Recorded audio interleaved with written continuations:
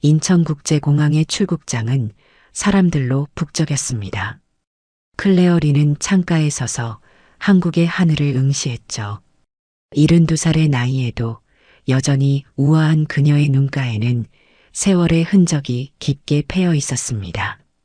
수십 년간 성공한 사업가로 살아왔지만 그녀의 마음 한구석은 항상 비어 있었어요.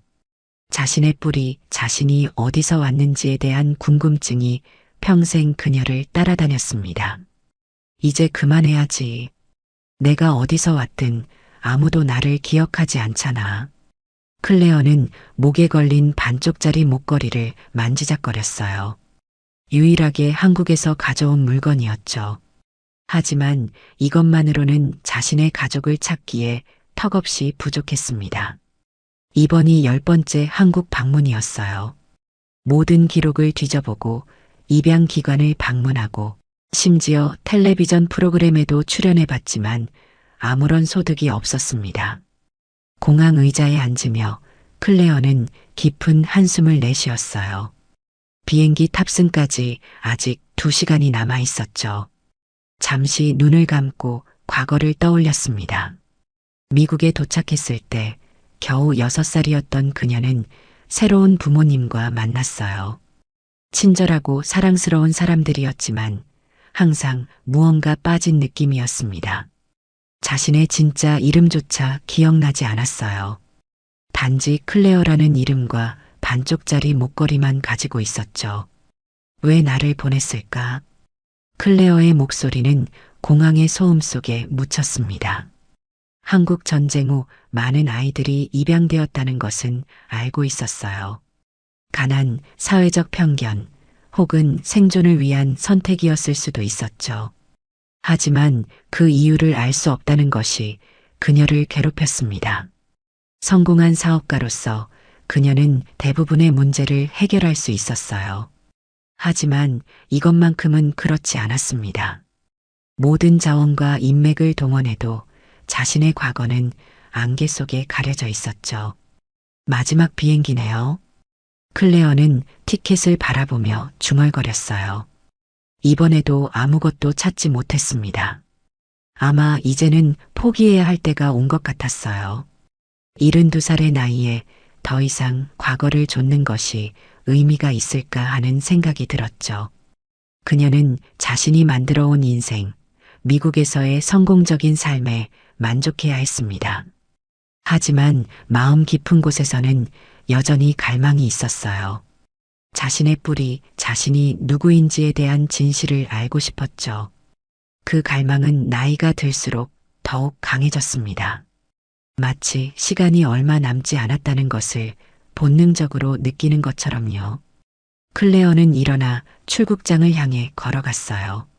이제 미국으로 돌아가 자신의 남은 인생을 살아야 했습니다.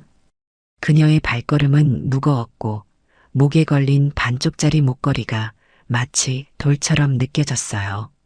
할머니, 우리 할머니랑 똑같이 생겼어요. 갑작스러운 목소리에 클레어는 걸음을 멈췄습니다. 한국어였지만 그녀는 오랜 시간 한국 방문을 통해 기본적인 의사소통이 가능했어요. 목소리가 들려온 방향으로 고개를 돌리자 11살쯤 되어 보이는 소년이 그녀를 빤히 쳐다보고 있었습니다. 까만 눈동자에 밝은 표정의 소년이었죠. 뭐라고?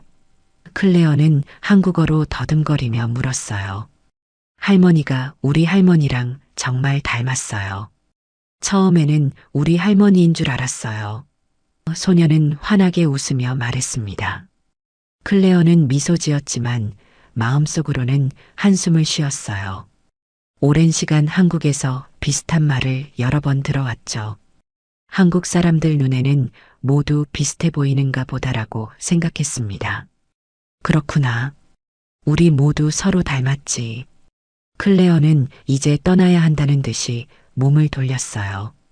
아니에요. 정말로 우리 할머니랑 똑같아요. 특히 눈 모양이랑 입술이요. 그리고 소녀는 잠시 멈췄다가 손을 주머니에 넣더니 무언가를 꺼냈습니다. 할머니도 이런 거 가지고 있나요? 클레어의 심장이 멎는 것 같았어요.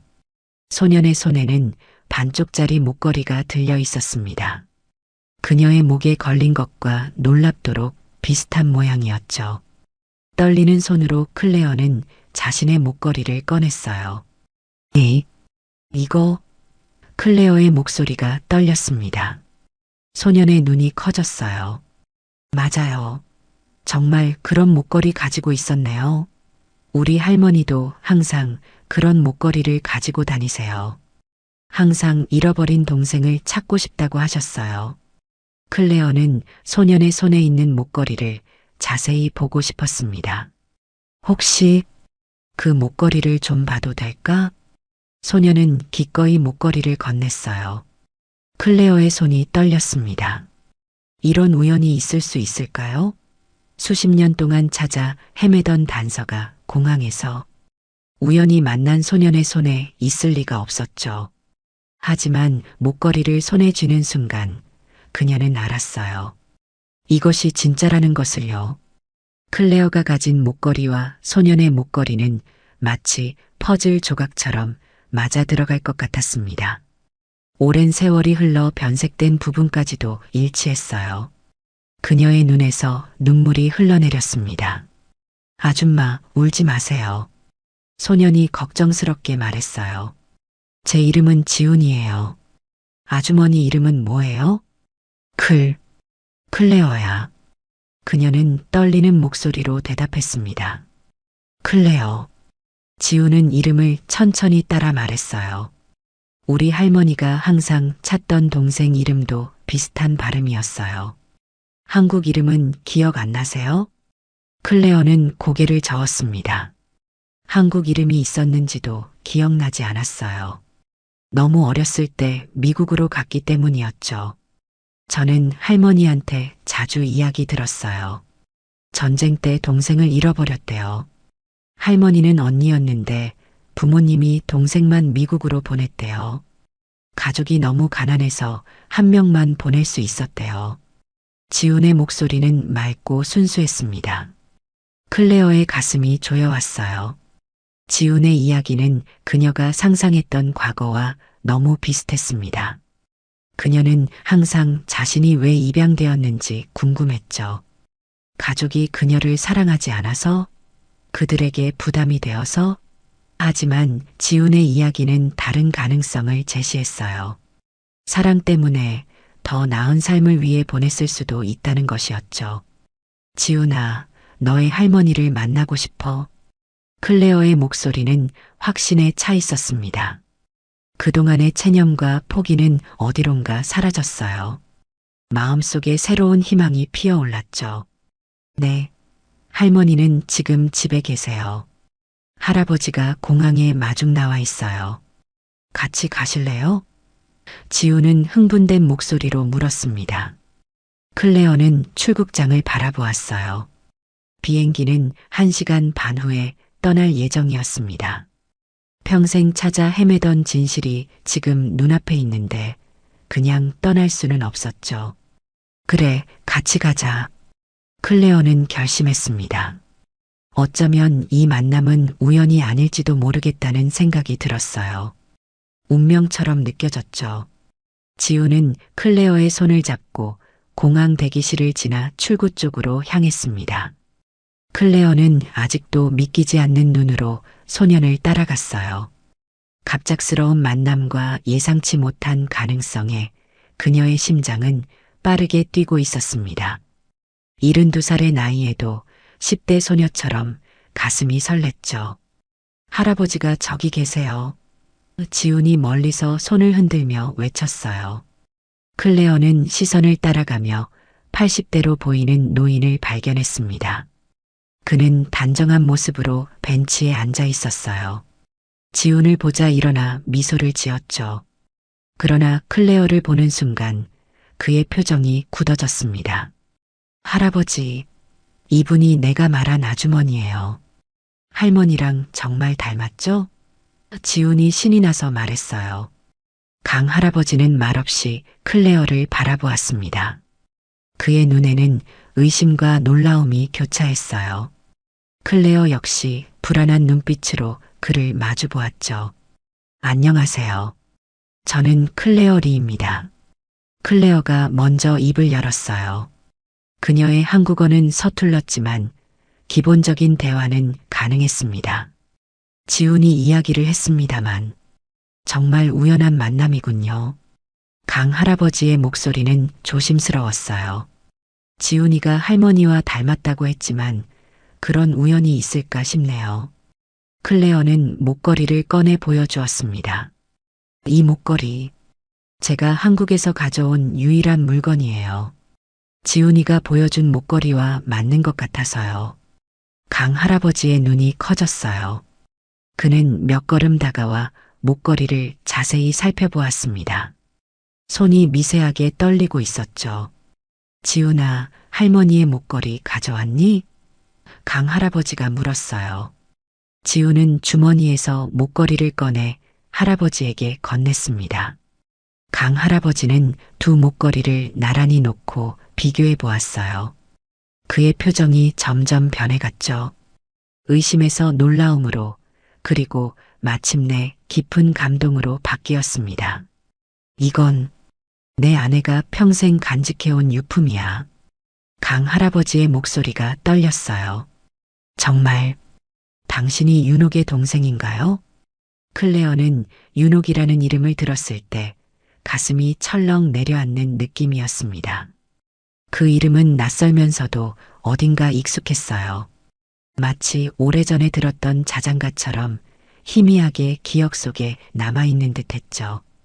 윤옥이요? 그게 제 언니의 이름인가요? 클레어가 떨리는 목소리로 물었어요.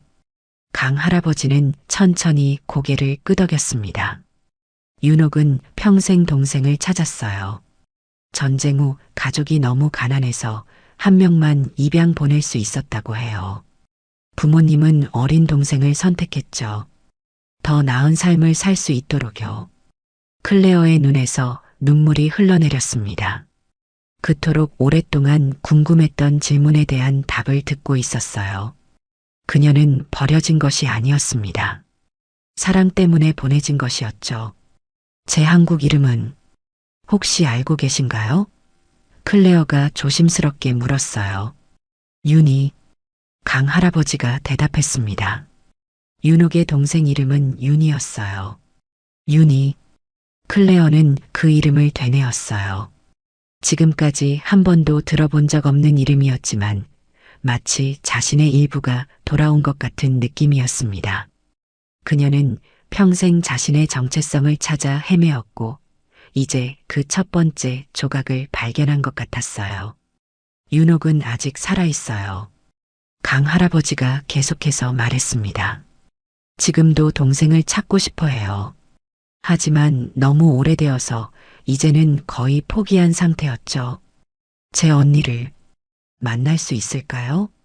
클레어의 목소리는 희망과 두려움이 섞여 있었어요. 물론이죠. 지금 바로 전화해 볼게요. 강 할아버지가 주머니에서 휴대전화를 꺼냈습니다. 클레어는 지훈이 가져온 목걸이 반쪽을 손에 쥐고 있었어요. 70년이라는 시간이 흘렀지만 그 목걸이는 여전히 그녀와 잃어버린 가족을 이어주는 끈이었습니다. 평생 찾아 헤매던 퍼즐의 조각들이 하나씩 맞춰지는 느낌이었죠. 지훈은 클레어 옆에 서서 그녀의 손을 꼭 잡았어요. 정말 우리 가족이 맞나요? 클레어는 소년을 바라보며 미소 지었습니다. 그런 것 같구나. 내가 나를 찾아줬어, 지훈아. 강 할아버지는 휴대전화를 귀에 대고 윤옥과 통화했습니다. 그의 목소리는 감정으로 가득 차 있었어요. 클레어는 옆에서 긴장한 표정으로 듣고 있었죠. 한국어로 진행되는 대화 중 몇 마디만 이해할 수 있었지만 강 할아버지의 표정에서 상황을 짐작할 수 있었습니다. 여보, 지금 인천공항에 있는데 믿기 힘들겠지만 지훈이가 한 여자분을 만났어. 당신의 동생 같아. 전화 너머로 윤옥의 목소리가 들려왔습니다. 클레어는 그 소리를 듣지 못했지만 강 할아버지의 표정이 말해주었어요. 의심과 불신이었죠. 그럴 리가 없어. 그 아이는 이미 오래전에 사라졌어. 윤옥의 말을 강 할아버지가 클레어에게 통역해 주었습니다. 클레어는 목걸이를 꼭 쥐었어요. 70년이라는 시간이 흐른 후에 만난다는 것이 얼마나 비현실적인지 이해했습니다. 그녀 자신도 믿기지 않았으니 윤옥이 의심하는 것은 당연했죠. 목걸이가 있어요. 반쪽짜리 목걸이. 강 할아버지가 전화에 대고 말했습니다. 지훈이가 가져온 당신의 목걸이와 맞아떨어져요. 침묵이 이어졌어요. 클레어는 자신의 심장 소리가 들릴 정도로 조용했습니다. 강 할아버지는 천천히 고개를 끄덕이더니 전화를 클레어에게 건넸어요. 윤옥과 직접 이야기해 보세요. 강 할아버지가 말했습니다. 떨리는 손으로 전화를 받아든 클레어는 깊게 숨을 들이마셨어요. 여보세요? 전화 너머로 노년의 여성 목소리가 들려왔습니다. 당신이 정말 내 동생인가요? 클레어는 눈물을 참으며 대답했어요. 저는 클레어 리입니다. 미국에서 입양되었고 방금 알게 되었지만 제 한국 이름은 윤희인 것 같아요. 윤옥의 숨소리가 거칠어졌습니다. 윤희, 우리 윤희? 클레어는 자신의 목에 걸린 목걸이를 만졌어요. 제게는 반쪽짜리 목걸이가 있어요. 유일하게 한국에서 가져온 물건이죠. 지훈이가 보여준 목걸이와 맞는 것 같아요. 그 목걸이. 윤옥의 목소리가 떨렸습니다. 어머니가 우리에게 주신 거예요. 동생을 보낼 때 우리가 서로를 잊지 않도록 하나를 반으로 나누었죠. 언젠가 다시 만나면 맞추자고. 클레어의 눈에서 눈물이 흘러내렸어요.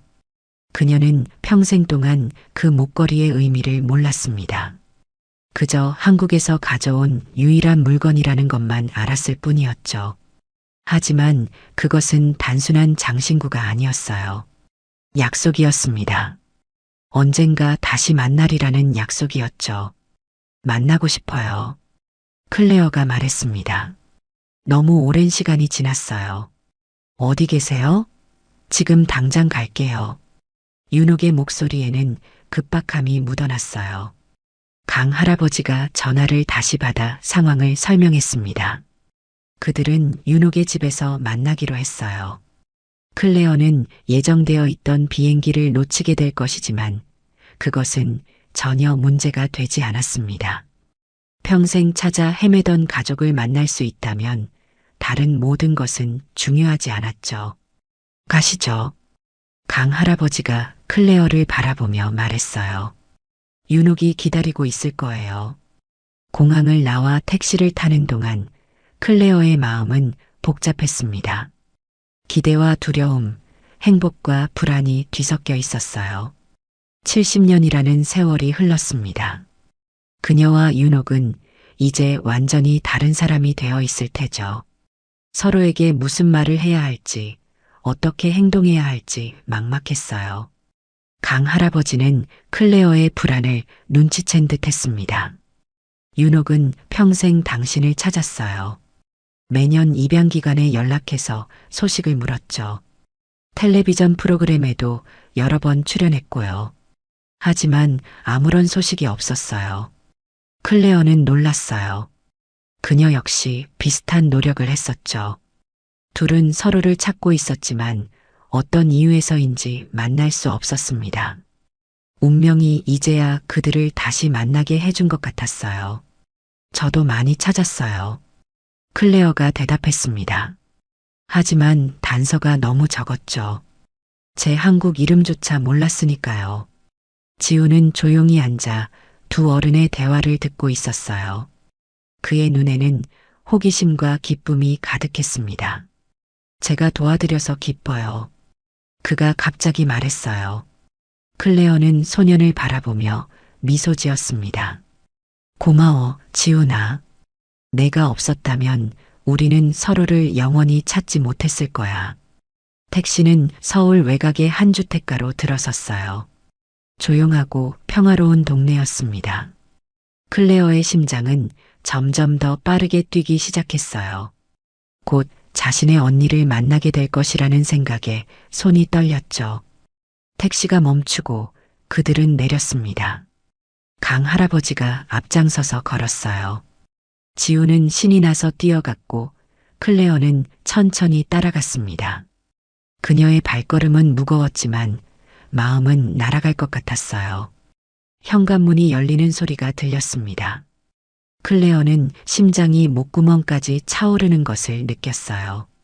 70년이라는 긴 시간 동안 그리워했던 순간이 드디어 눈앞에 있었죠. 문 앞에 76살의 여성이 서 있었습니다. 그녀의 얼굴에는 세월의 흔적이 깊게 패여 있었지만 눈빛만은 여전히 생기 있고 맑았어요. 윤옥은 클레어를 바라보며 걸음을 멈췄습니다. 두 자매는 말없이 서로를 응시했어요. 시간이 멈춘 것 같았죠. 주변의 모든 소리가 사라지고 오직 그들 둘만이 존재하는 것 같았습니다.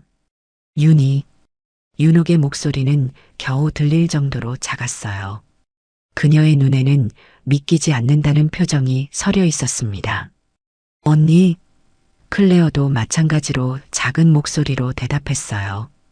윤이라는 이름은 아직 낯설었지만 언니라는 호칭은 자연스럽게 흘러나왔습니다. 윤옥은 천천히 클레어에게 다가왔어요. 그녀의 손이 떨리고 있었죠. 조심스럽게 클레어의 얼굴을 만졌습니다. 마치 꿈이 아닌지 확인하려는 듯 했어요. 정말 너구나. 윤옥의 목소리가 떨렸습니다. 우리 윤희. 클레어는 목걸이를 꺼냈어요. 윤옥도 자신의 목걸이를 꺼냈습니다.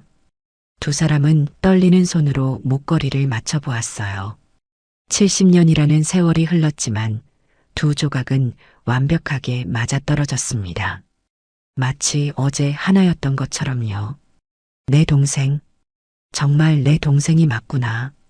윤옥은 더 이상 감정을 억누르지 못하고 눈물을 터뜨렸어요. 클레어도 그녀의 눈에서 눈물이 흘러내렸습니다. 언니, 나 너무 늦었어. 클레어가 떨리는 목소리로 말했어요. 윤옥은 고개를 저었습니다. 늦지 않았어. 우리가 다시 만났잖아. 두 사람은 서로를 꼭 껴안았어요. 70년 동안 기다렸던 포옹이었습니다. 그들의 눈물이 섞이고 목걸이가 하나로 합쳐졌죠. 주변에 있던 강 할아버지와 지훈도 감동의 눈물을 참지 못했습니다. 들어와요, 윤희. 윤옥이 클레어의 손을 잡고 집 안으로 안내했어요. 이제 당신의 집이에요. 집 안은 아늑하고 따뜻했습니다. 벽에는 오래된 사진들이 걸려 있었어요. 윤옥은 클레어를 소파에 앉히고 그녀의 손을 꼭 잡았습니다. 마치 놓아버리면 다시 사라질 것 같은 두려움이 있었죠. 어떻게 지냈어? 윤옥이 물었어요. 미국에서의 삶은 어땠니? 클레어는 자신의 인생을 간략히 설명했습니다. 미국에서의 입양 생활, 사업에서의 성공, 그리고 항상 마음 한구석을 채우지 못했던 공허함에 대해서요. 윤옥은 고개를 끄덕이며 듣고 있었어요. 그녀의 눈에는 이해와 슬픔이 교차했습니다. 부모님은 어떻게 되셨어? 클레어가 조심스럽게 물었어요. 윤옥의 표정이 어두워졌습니다. 아버지는 전쟁 직후에 돌아가셨어. 어머니는 20년 전에 돌아가셨지. 마지막까지 너를 찾고 싶어 하셨어. 클레어의 눈에서 다시 눈물이 흘러내렸어요.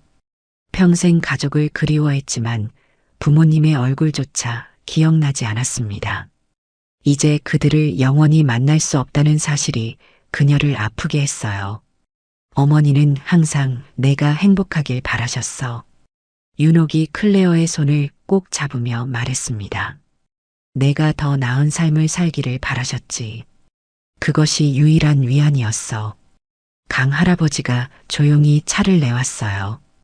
그는 윤옥의 옆에 앉아 그녀의 어깨를 감싸 안았습니다. 이제야 내 아내의 한이 풀리겠구나. 윤옥은 고개를 끄덕였어요. 평생 기다렸어. 매일 밤 꿈에서 내가 돌아오는 모습을 봤지. 클레어는 윤옥의 삶에 대해 더 알고 싶었습니다. 그녀는 어떻게 살아왔는지, 무슨 일을 했는지, 어떤 어려움을 겪었는지요. 윤옥은 차분하게 자신의 이야기를 들려주었어요. 전쟁 후의 어려운 시절, 강 할아버지와의 만남, 두 아들의 출산과 성장, 그리고 항상 마음 한구석에 있었던 동생에 대한 그리움이었죠. 매년 내 생일에는 내가 좋아했던 떡을 만들었어. 윤옥이 말했습니다. 내가 돌아와서 함께 먹기를 바라면서. 클레어는 자신이 떡을 좋아했다는 사실조차 몰랐어요. 그녀의 과거, 그녀의 기억은 모두 사라졌지만 윤옥은 그것을 모두 간직하고 있었습니다. 마치 그녀의 일부가 윤옥 안에 살아있는 것 같았죠. 우리 아들들도 곧 올 거야. 윤옥이 말했어요. 그들도 이모를 만나고 싶어 할 거야. 클레어는 갑자기 자신이 더 큰 가족의 일부가 되었다는 것을 실감했습니다. 조카들, 그리고 지훈 같은 조카의 아이들까지. 그녀는 평생 동안 자신의 뿌리를 찾아 헤매었고, 이제 그것을 찾았어요. 마치 퍼즐의 마지막 조각을 맞춘 것 같은 느낌이었습니다. 저녁이 되자 윤옥의 집은 사람들로 가득 찼습니다. 윤옥의 두 아들과 그들의 가족이 모두 모였어요. 놀라운 소식을 듣고 급히 달려온 것이었죠. 모두 클레어를 보기 위해 모여들었습니다. 그녀는 갑자기 많은 관심의 중심이 되어 살짝 당황했어요. 하지만 그들의 따뜻한 환영에 곧 마음이 편안해졌습니다. 윤옥의 큰아들인 상우는 50대 중반의 남자였어요. 그의 눈에는 어머니의 눈빛이 담겨 있었습니다. 이모님, 정말 반갑습니다. 어머니가 평생 이모님 이야기를 하셨어요. 클레어는 미소 지었어요. 이모라는 호칭이 낯설면서도 따뜻하게 느껴졌습니다. 만나서 반가워요. 너무 갑작스럽게 나타나서 미안해요. 무슨 말씀을요?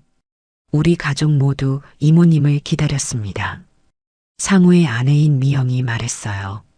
그녀는 정성스럽게 준비한 음식들을 테이블에 차려놓고 있었습니다. 작은 아들 준혁도 클레어의 손을 잡았어요. 어머니가 항상 동생 사진을 보여주셨어요. 너무 어린 모습이라 알아볼 수 없었지만 이제 보니 정말 어머니와 닮으셨네요. 윤옥은 조용히 앉아 모든 것을 지켜보고 있었습니다. 그녀의 눈에는 행복한 눈물이 고여 있었어요. 70년 동안 꿈꿔왔던 순간이 마침내 현실이 된 것이었죠. 식사 시간이 되자 모두 테이블에 둘러앉았습니다. 클레어는 오랜만에 한국 음식을 맛보았어요. 낯선 듯 하면서도 어딘가 익숙한 맛이었습니다. 마치 아주 오래전에 맛봤던 것을 기억해내는 것 같았죠. 맛있어요. 클레어가 말했어요. 미국에서도 한국 음식을 먹곤 했지만 이렇게 정성이 담긴 음식은 오랜만이네요. 윤옥은 클레어의 밥그릇에 반찬을 더 얹어주었습니다. 평생 하고 싶었던 동생 챙기기를 이제야 할 수 있다는 듯한 표정이었어요. 더 먹어. 많이 먹어야 해. 식사 후 윤옥은 오래된 앨범을 꺼냈습니다. 그 안에는 흑백 사진들이 고이 보관되어 있었어요. 윤옥은 조심스럽게 페이지를 넘기며 클레어에게 사진들을 보여주었습니다. 이건 우리 부모님이야. 윤옥이 오래된 사진을 가리켰어요. 사진 속에는 젊은 부부가 두 어린 소녀와 함께 있었습니다. 이게 너고 이건 나야. 클레어는 떨리는 손으로 사진을 받아들었어요. 사진 속의 어린 소녀는 그녀였습니다. 너무 어려서 기억조차 나지 않는 모습이었죠. 그리고 그 옆에 있는 부모님은 전혀 기억나지 않는 얼굴이었어요. 클레어의 눈에서 눈물이 흘러내렸습니다. 기억이 나지 않아. 클레어가 떨리는 목소리로 말했어요. 너무 어렸나 봐. 윤옥은 클레어의 손을 잡았습니다. 괜찮아. 중요한 건 우리가 지금 여기 함께 있다는 거야. 클레어와 윤옥은 서서히 다가가며 목걸이를 다시 맞춰보았어요. 퍼즐처럼 딱 맞아 떨어졌습니다. 그 순간 윤옥은 참았던 감정을 터뜨렸어요. 내 동생, 정말 내 동생이 맞구나. 윤옥의 목소리가 떨렸습니다. 클레어도 울음을 참지 못했어요. 언니, 나 너무 늦었어. 하지만 윤옥은 고개를 저었습니다. 늦지 않았어. 우리가 다시 만났잖아. 그들의 포옹은 70년의 시간을 뛰어넘는 것이었어요. 주변에 있던 가족들도 감동의 눈물을 흘렸습니다. 지우는 자랑스러운 표정으로 두 할머니를 바라보고 있었어요. 할머니, 제가 잘했죠? 지훈이 윤옥에게 물었습니다. 윤옥은 지훈을 꼭 안아주었어요. 우리 지훈이가 천사였어. 내가 없었다면 이런 기적은 없었을 거야. 가족들은 늦은 밤까지 이야기를 나누었습니다. 클레어는 미국에서의 삶, 사업에서의 성공, 그리고 항상 마음 한구석에 있었던 고향에 대한 그리움을 이야기했어요. 윤옥은 한국에서의 어려운 시절, 가족을 꾸리고 살아온 이야기, 그리고 동생을 찾기 위한 끊임없는 노력에 대해 이야기했습니다. 밤이 깊어가면서 가족들은 하나둘 자리를 떠났어요. 마지막에는 클레어와 윤옥만이 남았습니다. 두 자매는 소파에 나란히 앉아 있었어요. 그들 사이에는 말로 표현할 수 없는 깊은 유대감이 흐르고 있었습니다. 내일 미국으로 돌아가야 해? 윤옥이 조심스럽게 물었어요. 클레어는 잠시 생각에 잠겼습니다. 그녀의 비행기는 이미 떠났고 급히 새로운 티켓을 예약해야 했죠. 하지만 갑자기 그녀의 마음에 새로운 생각이 떠올랐어요. 아니, 언니. 클레어가 결심한 듯 말했습니다. 당분간은 한국에 머물고 싶어요.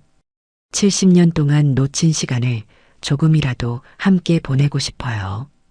윤옥의 얼굴에 환한 미소가 피어올랐어요.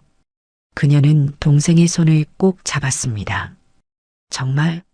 그렇게 해줄 수 있어? 클레어는 고개를 끄덕였어요. 물론이죠. 내 인생에서 가장 중요한 것은 바로 지금 여기예요. 미국에서의 사업은 이미 충분히 안정적이고 제 자리를 대신할 사람들도 많아요. 잠시 한국에 머물며 당신과 가족들과 시간을 보내는 것이 더 소중하죠. 윤옥은 감격에 겨워 말을 잇지 못했어요. 그녀는 그저 동생을 바라보며 미소 지었습니다. 마침내 천천히 입을 열었죠. 내 방은 항상 내 방도 함께였어. 내가 돌아올 날을 기다리며 내 물건들도 간직해뒀단다. 정말요? 클레어는 놀라움을 감추지 못했습니다. 윤옥은 클레어를 방으로 안내했어요. 작은 방이었지만 아늑하고 따뜻했습니다. 방 한쪽에는 오래된 인형 하나와 작은 상자가 놓여 있었어요. 이건 내가 가장 아끼던 인형이야. 윤옥이 인형을 집어들었습니다. 미국으로 떠날 때 너무 울어서 부모님이 이걸 남겨두게 했어. 언젠가 돌아오면 다시 줄 수 있도록. 클레어는 천천히 인형을 받아들었어요. 희미한 기억이 스쳐 지나갔습니다. 어린 시절 이 인형을 안고 잠들던 기억이었죠. 그녀의 눈에서 다시 눈물이 흘러내렸어요. 그리고 이 상자에는 내가 좋아했던 것들이 있어. 윤옥이 작은 나무 상자를 열었습니다. 그 안에는 어린아이의 그림들, 조그마한 머리핀, 그리고 몇 가지 장난감이 고이 보관되어 있었어요. 클레어는 상자 속 물건들을 하나씩 만져보았습니다. 이것들은 모두 그녀의 것이었지만 기억나지 않는 물건들이었어요. 마치 다른 사람의 인생을 들여다보는 것 같았죠. 전부 기억나지 않아요. 클레어가 슬픈 목소리로 말했습니다. 너무 어렸나 봐요. 윤옥은 이해한다는 듯 고개를 끄덕였어요. 괜찮아. 내가 내 기억을 도와줄게. 내가 어떤 아이였는지, 무엇을 좋아했는지, 어떻게 웃었는지 전부 이야기해 줄 수 있어. 다음 날 아침 클레어는 미국 회사에 전화를 걸어 당분간 한국에 머물 것이라고 알렸습니다. 이사회에는 약간의 혼란이 있었지만 그녀의 결정을 존중했어요. 클레어는 호텔에서 짐을 가져와 윤옥의 집에 짐을 풀었습니다. 그날부터 클레어와 윤옥의 새로운 일상이 시작되었어요. 두 자매는 아침마다 함께 공원을 산책했습니다. 윤옥은 동네 사람들에게 자랑스럽게 동생을 소개했어요. 이분이 내 동생이에요. 70년 만에 다시 만났어요. 사람들은 놀라워하며 축하해 주었습니다. 그들의 이야기는 동네에서 작은 기적으로 여겨졌어요. 간혹 지역 신문 기자가 찾아와 그들의 이야기를 듣기도 했습니다. 윤옥은 클레어에게 한국 요리를 가르쳤어요. 70대의 나이에 처음으로 김치를 담그는 법을 배우는 클레어의 모습은 어색하면서도 자연스러웠습니다. 마치 오래전부터 해왔던 일을 다시 시작하는 것 같았죠. 내가 어렸을 때도 요리하는 걸 좋아했어. 윤옥이 말했어요. 항상 엄마 곁에서 도와주려고 했지. 클레어는 미소 지었습니다. 그랬군요. 미국에서도 요리하는 걸 좋아했어요. 특히 한식을 배우려고 노력했죠. 어쩌면 그게 내 안에 남아있던 기억이었을지도 몰라요. 두 자매는 함께 과거를 나누며 70년 동안 쌓이지 못했던 가족의 시간을 채워갔어요. 윤옥은 오래된 가족 사진첩을 보여주며 하나하나 설명해 주었습니다. 부모님의 이야기, 그들이 살던 집, 그리고 전쟁 전에 평화로웠던 시절에 대한 이야기였죠. 우리 아버지는 선생님이셨어. 윤옥이 흑백 사진 속 남자를 가리키며 말했어요. 매우 온화하고 지혜로운 분이셨지. 전쟁이 끝나고 너무 많이 힘들어 하시다가 돌아가셨어. 클레어는 사진 속 아버지의 얼굴을 자세히 바라보았습니다. 그녀의 얼굴과 닮은 부분이 있었어요. 특히 눈의 모양이 그녀를 닮았죠. 어머니는 강인한 분이셨어. 윤옥이 계속해서 말했습니다. 내가 떠난 후에도 항상 희망을 잃지 않으셨지. 우리 윤희는 반드시 돌아올 거야라고 매일 말씀하셨어. 클레어는 어머니의 사진을 바라보며 가슴이 아팠어요. 그녀는 평생 부모님의 얼굴을 기억하지 못했고 이제는 너무 늦었습니다. 하지만 적어도 그들이 자신을 사랑했다는 것을 알게 되어 위안이 되었죠. 매일 저녁 윤옥의 아들들과 그들의 가족이 방문했습니다. 클레어는 조카들과 친해지기 시작했어요. 특히 지훈과는 특별한 유대감이 형성되었습니다. 그가 아니었다면 이 모든 기적이 일어나지 않았을 테니까요. 이모, 미국은 어때요? 지훈이 호기심 가득한 눈으로 물었어요. 클레어는 미국에서의 삶, 큰 도시들, 그리고 다양한 문화에 대해 이야기해 주었습니다. 지훈은 눈을 반짝이며 들었어요. 클레어는 문득 자신이 가진 것들을 나눌 수 있다는 생각에 기뻤습니다. 새로 찾은 가족에게 무언가 줄 수 있다는 것이 감사했죠. 한 달이 지났습니다. 클레어는 윤옥의 집에서 편안하게 지내고 있었어요. 미국에서의 삶은 마치 다른 세계의 이야기처럼 느껴졌습니다. 그녀는 매일 아침 윤옥과 함께 차를 마시며 이야기를 나누었고 동네 시장에 가서 장을 보고 한국 드라마를 함께 보며 웃고 울었어요. 어느 날 아침 클레어는 자신의 노트북을 펼쳐 이메일을 확인했습니다. 미국 회사에서 보낸 메시지들이 쌓여 있었어요. 중요한 결정들이 필요했고 그녀의 복귀를 기다리고 있었습니다. 클레어는 깊은 한숨을 내쉬었어요. 윤옥이 차 한 잔을 들고 다가왔습니다. 무슨 생각을 그렇게 해? 클레어는 미소 지었어요. 미국에 있는 회사 일이에요. 조만간 결정을 내려야 할 것 같아요. 윤옥의 표정이 흐려졌습니다. 돌아가야 하는 거니? 클레어는 잠시 생각에 잠겼어요. 윤옥과 함께 보낸 한 달은 그녀 인생에서 가장 행복한 시간 중 하나였습니다. 오랜 시간 동안 그녀의 마음속에 있던 공허함이 채워지는 느낌이었죠. 하지만 그녀에게는 미국에서의 삶, 책임, 그리고 경영하는 회사가 있었습니다. 언니, 나 결정했어요. 클레어가 조용히 말했어요. 윤옥은 긴장한 표정으로 동생을 바라보았습니다. 그녀는 이미 이별을 준비하고 있는 듯 했어요. 미국에 내 집을 정리하고 회사의 경영권도 정리할 거예요. 그리고 한국에서 당신과 함께 살고 싶어요. 클레어의 목소리는 확신에 차 있었습니다. 윤옥의 눈이 커졌어요. 정말? 그런 큰 결정을 내려도 괜찮은 거니? 클레어는 고개를 끄덕였습니다. 평생 동안 내 마음의 반쪽을 찾아 헤맸어요. 이제 찾았는데 다시 잃고 싶지 않아요. 미국에서의 내 삶도 중요하지만 이제는 당신과 함께하는 시간이 더 소중해요. 윤옥은 감격에 겨워 말을 잇지 못했어요. 그녀는 그저 동생을 꼭 안아주었습니다. 두 자매의 눈에는 행복한 눈물이 고였죠. 클레어는 컴퓨터로 돌아가 이메일을 보냈습니다. 그녀는 회사의 CEO 자리에서 물러나 명예회장직을 맡기로 했어요. 실질적인 경영은 오랜 시간 그녀와 함께 일해온 신뢰하는 부사장에게 맡겼죠. 그리고 마지막으로 그녀는 미국에서의 집을 정리하고 필요한 물건들만 한국으로 보내달라고 지시했습니다. 내 비행기 티켓도 취소했어요. 클레어가 윤옥에게 말했습니다. 난 이제 다시 돌아갈 곳이 있어요. 윤옥의 눈가에 주름이 깊게 패였어요. 그녀의 미소는 70년의 기다림이 보상받은 듯 환했습니다. 집에 온 것을 환영해, 윤이야. 다음 날 클레어와 윤옥은 함께 특별한 일을 하기로 했습니다. 그들은 주얼리 가게를 찾아가 두 개의 반쪽 목걸이를 수리하고 하나로 만들기로 했어요. 이 목걸이들은 특별합니다. 클레어가 보석상에게 말했어요.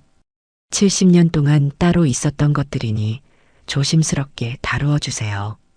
보석상은 두 목걸이를 자세히 살펴보더니 고개를 끄덕였습니다. 어떻게 이어드릴까요? 원래대로 하나로 만들어 드릴까요? 아니면 두 개를 약간 수정해서 서로 맞물리게 할까요? 윤옥과 클레어는 서로 바라보며 생각했어요. 그들은 조용히 대화를 나누었고 마침내 결정을 내렸습니다. 두 개를 수정해서 서로 맞물리게 해주세요. 윤옥이 말했어요. 각자 가지고 있을 테니까요. 보석상은 며칠 후 완성된 목걸이를 전해주었습니다. 두 개의 목걸이는 여전히 독립적으로 존재했지만 언제든 서로 맞물려 하나가 될 수 있도록 디자인되었어요. 마치 두 자매의 인생처럼요. 각자의 삶을 살았지만 이제는 언제든 하나가 될 수 있었습니다. 클레어의 미국 짐이 도착했고 그녀는 윤옥의 집 근처에 작은 아파트를 얻었어요.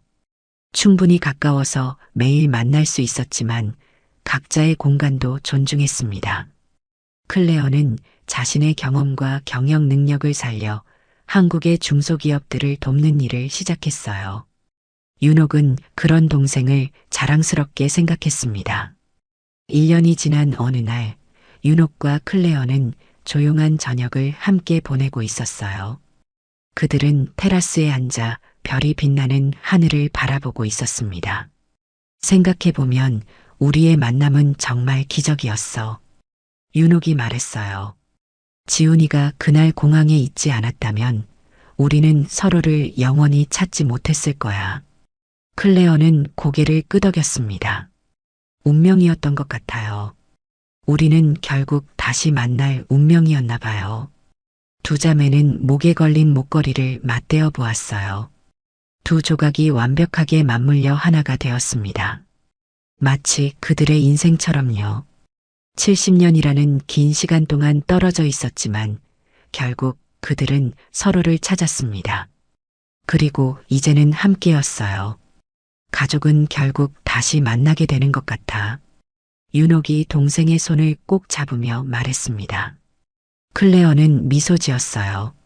70년이 지나도 사랑은 변하지 않는다는 걸 알게 됐어요. 윤옥과 클레어는 서로를 바라보며 환하게 웃었습니다. 그들의 눈에는 행복한 눈물이 고여 있었어요. 잃어버렸던 시간은 돌아오지 않지만 앞으로의 시간은 그들의 것이었습니다. 그리고 그것은 충분했어요. 완전한 목걸이처럼 그들의 인생도 마침내 완전해졌습니다. 반쪽짜리 인생을 살아왔지만 이제 그들은 온전한 삶을 살 수 있었어요.